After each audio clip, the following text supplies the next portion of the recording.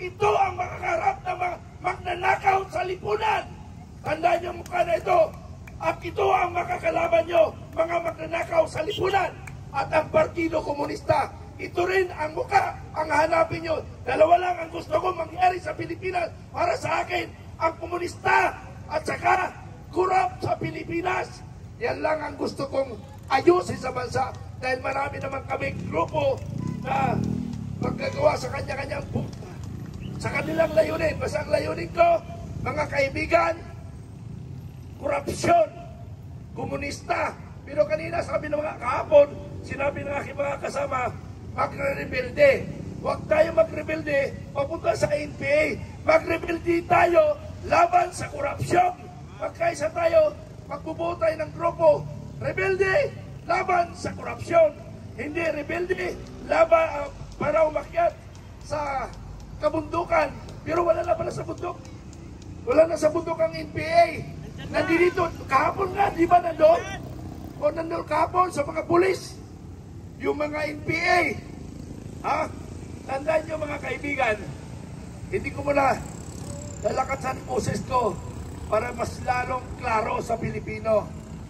Tandaan nyo, pag ang Makabayan Black, National Democratic Front, NPA, mga kaibigan, pag sila nagprotesta, at sila nagrally, ang hanap nila gulo.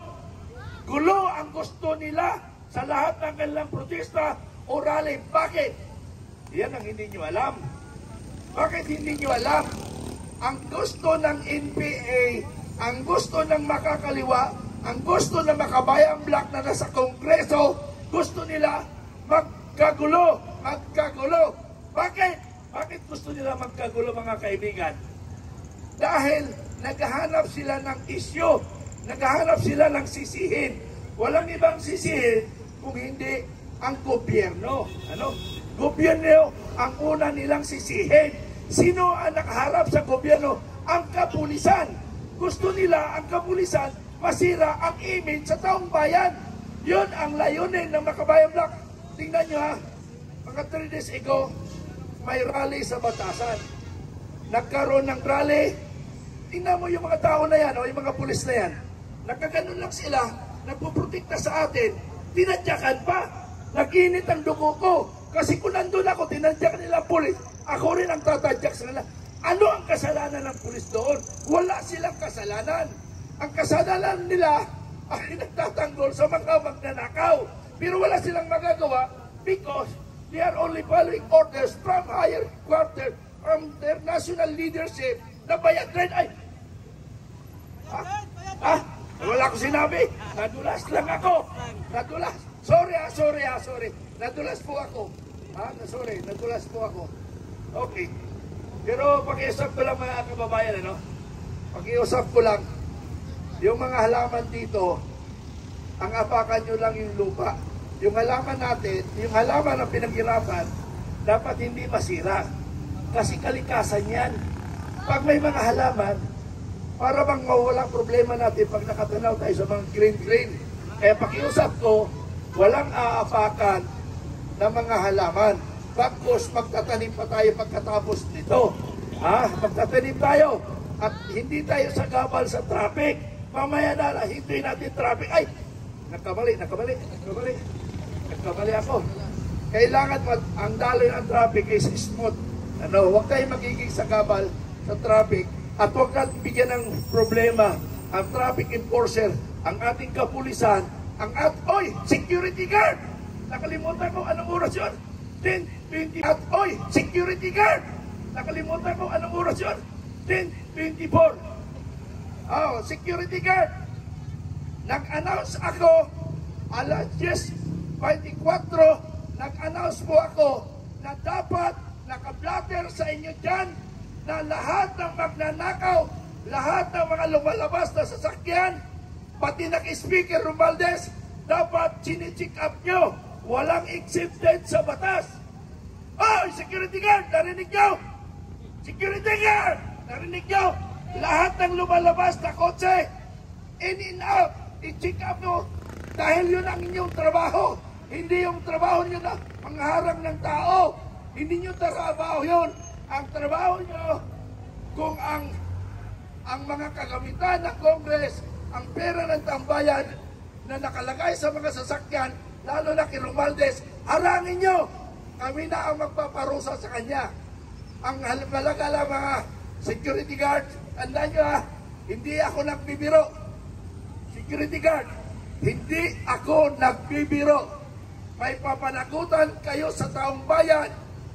Pag nalaman namin na pinalusot nyo ang kagamitan ni Romualdez na ninakaw niyang kabanang bayan, mananagot kayo. Kasama kayo sa paparusahan ng taong bayan. Na tayo dito. Okay, patuloy tayo mga kaibigan, ano? Alam nyo ba ang gagawin natin? Hindi ba nyo alam, no? Ay dapat hindi nyo alam. Ang dapat alam ninyo, paano magalit sa mga magnanakaw. Yun na lang muna isipin nyo. Kung anong kumpas, yun na lang sundin nyo. Kasi mahirap yung details in details, sasabihin namin, baka madulas kayo. Ha? Mas ang mahalaga, importante. Ano? So ang mahalaga, napatalsik na natin si Romualdez, yun ay pinakamahalaga.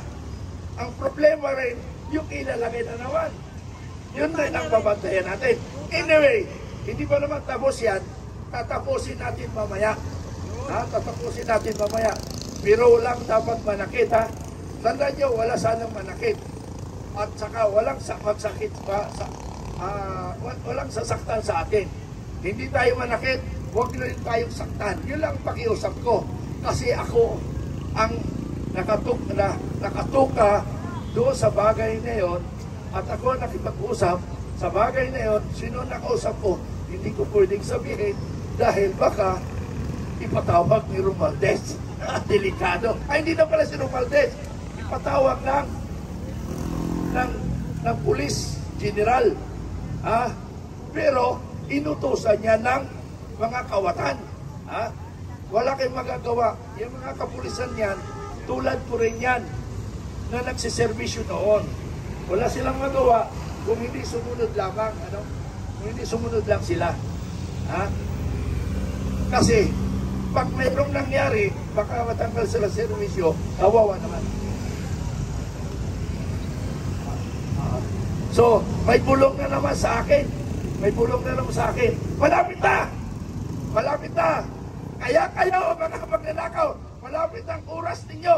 Bilang na lang kayo ng oras, mayroon akong kapalit na tagapagsalita. Narito ang aking isang kaibigan na isa ritong tagapagtanggol ng ating bayan. Palakpakan po natin. Thank you, kaibigan.